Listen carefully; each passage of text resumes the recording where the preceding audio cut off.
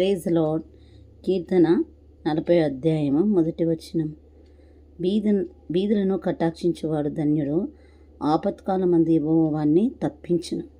ఎప్పుడైతే మనము దీనులను మనం కటాక్షిస్తామో అప్పుడు దేవుడు మనల్ని మన ఆపత్కాలంలో మనల్ని తప్పిస్తానని అంటున్నాడు.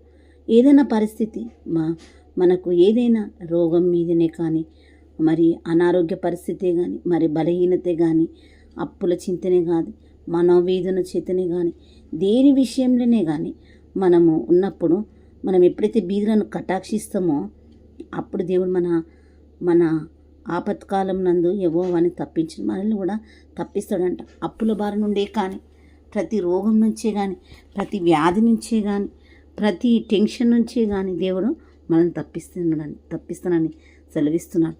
మనం బీదులను చూసి రోడ్డు మీద ₹1 భిక్షం వేసామా? నేనైతే ఎప్పుడు వేయలేదు. ఎందుకంటే ఎప్పుడు నేను దిగను, ఎప్పుడు వెళ్ళను. కాబట్టి వెళ్ళినప్పుడు నేను కూడా వేస్తాను. కనుక మనం బీదులను కటాక్షించాలి. ఆ బీదులనే కాకుండా, రోడ్డు మీద వాళ్ళనే కాకుండా, ఆపత్కాలంలో వాడిని ఆపత్కాలంలో వాళ్ళని కటాక్షించాలి మనం.